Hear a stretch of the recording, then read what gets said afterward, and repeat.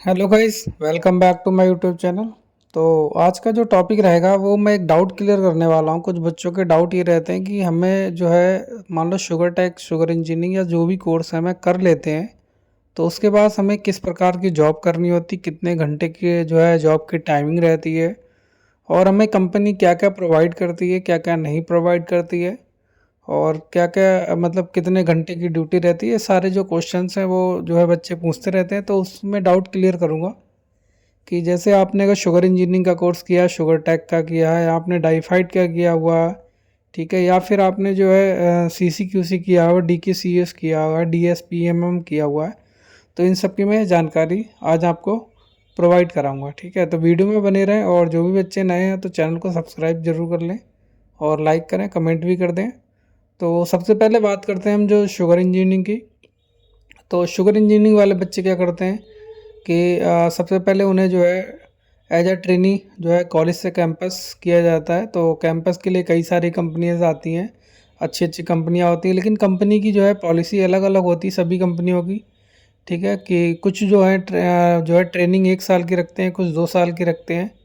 ठीक है, कुछ जो है 1.5 साल की तो नहीं रखते हैं, 1 या 2 साल की जिनकी एक पॉलिसी रहती है। तो आपको एज अ ट्रेनी जो है आपको अपॉइंटमेंट किया जाता है। तो ट्रेनिंग के बाद में जो 1 साल की आपकी ट्रेनिंग रहती है, तो उसमें आपको क्या क्या करना होता है कि ट्रेनिंग के दौरान आपको सारी चीज़ें जो है देख के सीखनी पड़ती हैं कि इक्विपमेंट कौन सा है, वर्किंग कैसी हो रही है, ठीक है, इसका नाम क्या है, ठीक है, और क्या क्या कंडीशंस में वो वर्किंग कर रहा है, और क्या क्या वो आपको सीजन में देखना पड़ेगा। ठीक है, सीजन में कैसे कैसे वर्किंग करती है और ऑफ सीजन में क्या करना पड़ेगा, वो आपको सबका नाम उम नोट करना पड़ेगा। इसकी मैंने कंप्लीट वीडियो आपको जो है नए बच्चों के लिए बना दी, वो आप देख लीजिए। ठीक है, तो 1 साल की ट्रेनिंग के बाद में, ठीक है, आपको जो है आपकी रेटिंग होती है। आपकी रेटिंग ये होती है कि आपने अच्छा काम किया है, नहीं किया, आपने रिपोर्ट सबमिट करी 1 साल की, आपने जो है क्या रिपोर्ट बनाई है, क्या आपने सीखा है, इसकी रिपोर्ट आपको वो पीडीएफ बनानी पड़ती है या एक्सेल बनानी पड़ती है, हैंड रेटिंग बनानी पड़ती है।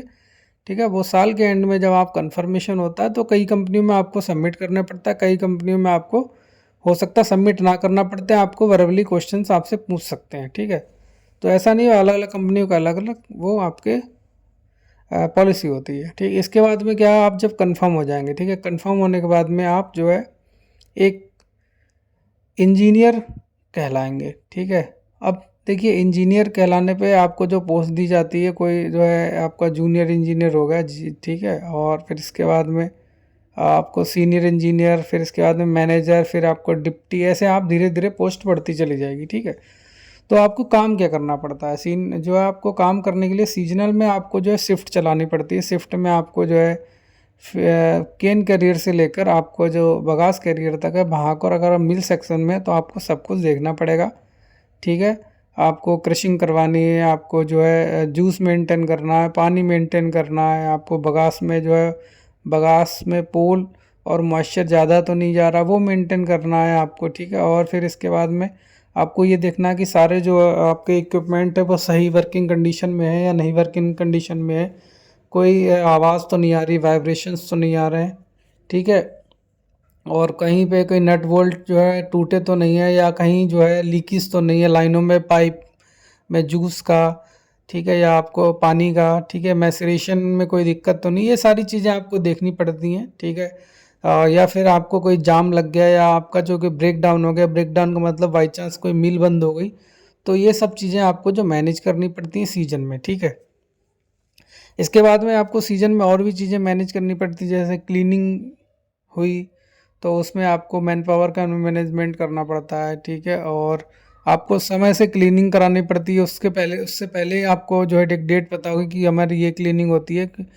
ठीक है, कि मान लो 5 दिन बाद क्लीनिंग है, तो उसमें आपको सारा मटेरियल और आपको मैन पावर और आपको टाइमिंग से मैनेज करना पड़ेगा कि 7 घंटे की है, कि 4 घंटे की है, कि 9 घंटे की, कि 12 घंटे की क्लीनिंग है। मतलब जिस हिसाब से क्लीनिंग हो, इसी हिसाब से क्लीनिंग में आपको सारे वर्क आपको कराने पड़ेंगे कि आप कि कौन कौन से हमें कराने हैं। जैसे आपको मान लो कोई नाइफ़ आपको रिपेयर कराना है, या आपकी कोई जो है प्लेट जो है वो क्रैक हो गई, उसको रिपेयर कराना है, या फिर आपको कहीं से बेल्डिंग क्रैक है, उसको रिपेयर कराना है।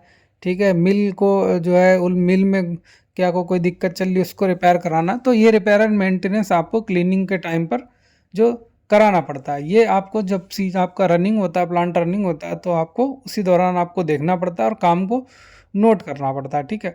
और इसके बाद में रनिंग प्लांट में और क्या क्या होता है, जैसे आप एक चीज़ और भी देखिए, जैसे कि कोई छोटा मोटा जो आपका कोई मान लो नट बोल्ट टूट गया है या जो है क्रैक होने वाला है, तो उसको किसी अपॉर्चुनिटी के टाइम पे उसको हम बंद करते हैं कि ये देखते हैं कि ये चलने लायक है या नहीं चलने लायक है। अगर चलने लायक है तो उसको हम ये एक अपॉर्चुनिटी देखते हैं कि मिल बंद हो गया किसी समय, किसी कारणवश अगर बंद हुआ तो उस समय हम अटेंड करा सकते हैं। या फिर हम एक जो प्लान करके उसको हम प्लान करके सारा मटेरियल वहाँ पे अरेंजमेंट करेंगे जहाँ पर वो हमें वर्क करना है। वेल्डिंग करना तो वेल्डर को बुलाएंगे, हेल्पर बुलाएंगे, ठीक है, फिटर को बुलाएंगे, इंजीनियर्स भी पहुँचेंगे। तो सारा जो पहुँचने के बाद में फिर हम क्या करेंगे कि प्लांट को थोड़ी देर के लिए बंद करने के बाद उसको हम रिपेयर एंड मेंटेनेंस करा के फिर प्लांट स्टार्ट करा देंगे, ठीक है। तो कई कंडीशंस डिपेंड करती हैं कि हमें जो रिपेयर एंड मेंटेनेंस कराना है वो किस हिसाब से कराना है, ठीक है। तो ये तो आपका सीजन का काम हो गया इंजीनियर का। अब जो ऑफ सीजन की बात करते हैं, तो ऑफ सीजन में हमारे पास प्लानिंग होती है, ठीक है। तो प्लान आपको बनाने पड़ेंगे कि हमें ऑफ सीजन में क्या क्या पड़ेगा, जो हमें सीजन में दिक्कतें आई हैं, ठीक है।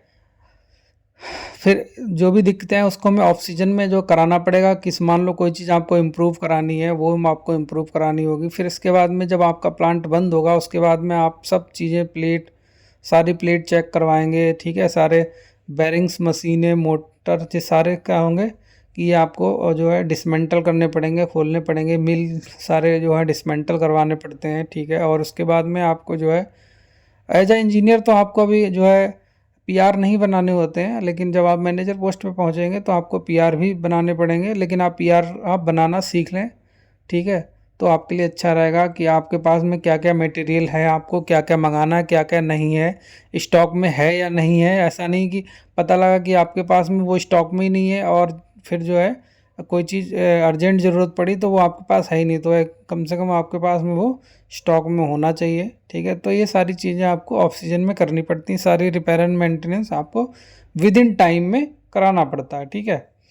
तो ये रहता है आपका वर्क। तो वर्क के बारे में आपने जान लिया, ठीक है। और इसके बाद में ड्यूटी की बात करता हूँ, तो ड्यूटी देखिए 8 घंटे से लेकर आपकी 12 घंटे भी हो जाती है कभी कभी। वो डिपेंड करता है कि आपका क्या वर्किंग इन्वायरमेंट है, ठीक है। पता लगा कि आपका कोई प्रोजेक्ट चल रहा है तो वहाँ पर आपको 12 घंटे भी रुकना पड़ सकता है, ठीक है। तो ऐसा फिक्स नहीं होता कि आपको 8 घंटे ही जॉब करनी है, ठीक है। कभी कभी आपको 12 घंटे भी करनी पड़ जाती है, ठीक है, अगर आपका कोई प्रोजेक्ट चल रहा है, ठीक। और इसके बाद में सीज़न में 8 घंटे की जॉब होती है और ऑफ सीज़न में आपके 8, 9, 10, 11 भी घंटे हो जाते हैं, क्योंकि आपको रिपेयर एंड मेंटेनेंस करानी पड़ती है, ठीक है। तो जिस हिसाब से ये आपकी 8 घंटे मोस्टली आपकी 8 घंटे ही रहती है, ठीक है। तो ये आपकी जॉब जो है हो गई, ठीक है। तो कुछ क्वेश्चंस जो इस प्रकार के थे कि बच्चे पूछ रहे थे कि हमें क्या क्या करवाना होता है, क्या क्या नहीं करना होता। अच्छा, एक डाउट और भी था बच्चों का कि 6 महीने मिल बंद रहेगी तो हम क्या करेंगे, क्या ऐसा तो नहीं कि हम भी घर चले जाएंगे? तो ऐसा कुछ नहीं है। सारे इंजीनियर्स लोग जो यहीं पे रहते हैं, ठीक है। 12 के 12 महीने सीजन में उन्हें जो है आपका क्रशिंग करनी होती है और ऑफ सीजन में आपको रिपेयर एंड मेंटेनेंस करवाना होता है, ठीक है। तो आपको 12 के 12 महीने आपको जॉब करनी पड़ेगी, 6 महीने आपको घर नहीं जाना पड़ेगा, ठीक है। तो सोलर इंजीनियरिंग करने के बाद में आप, अच्छा, कुछ लोग पैकेज के बारे में पूछ रहे थे, तो पैकेज 2025 में जो एक वीडियो मैंने बना रखी वहाँ से आप देख सकते हैं इस बार क्या क्या बच्चों को पैकेज मिला है, ठीक है। और जो है आपका क्या क्या पैकेज मिला और क्या मतलब जो है कितने में से कितने कितने परसेंट आपका प्लेसमेंट सक्सेसफुल हुआ, ये भी आप कॉलेज की वेबसाइट पे आप जाके देख सकते हैं, ठीक है। तो ये तो कुछ छोटी सी वीडियो थी जिसमें मैंने शुगर इंजीनियरिंग का बताया हुआ है। अच्छा, अब जो है कि आपका जो है कंपनी क्या क्या प्रोवाइड करती है वो आपको मैं बताता हूँ। तो आपकी सीटीसी अगर जितनी भी रहेगी 5 लाख, 6 लाख, 7 लाख, तो उसमें जो है आपका पीएफ कटेगा, ठीक है। पीएफ आपका कटने के बाद में फिर अगर आपको कंपनी जो है अकोमोडेशन मतलब आपको रहने के लिए देगी, तो रूल के हिसाब से 50% जो है आपका एचआरए जो दिया जाता है उसका डिडक्शन होगा। अगर आप बाहर रहना चाहते हैं तो आपको अपना एचआरए पूरे लेकर आप बाहर भी रह सकते हैं। और फिर आपका मेडिकल के लिए आपके पैसे कटते हैं, उसमें आपका मेडिकल कार्ड बनेगा, ठीक है, इंश्योरेंस जिसे बोलते हैं हम। और इसके बाद में जो है आपका मेडिकल कार्ड हो गया, फिर आपकी ग्रेच्युटी कटती है। और 5 साल के लिए कटती है, फिर आपको वो वापसी मिल जाती है। तो ये कुछ जो है कंपनी आपको प्रोवाइड करती है, ठीक है। तो अब आप लोग पेपर की तैयारी कर दीजिए, क्योंकि जो है मार्च अप्रैल में जो है आपके फॉर्म आ जाएंगे, ठीक है। और जो है पेपर एंट्रेंस एग्ज़ाम होगा, और एंट्रेंस एग्ज़ाम की सारी वीडियो मैंने अपने चैनल पे अपलोड कर दी हैं, और उसकी पीडीएफ भी आपको प्रोवाइड हो जाएंगी, ठीक है। तो चैनल पे सब्सक्राइब कर लीजिए, जिससे आपको अगली वीडियो और मिल जाए, ठीक है। तो लाइक करें, कमेंट के शेयर करें।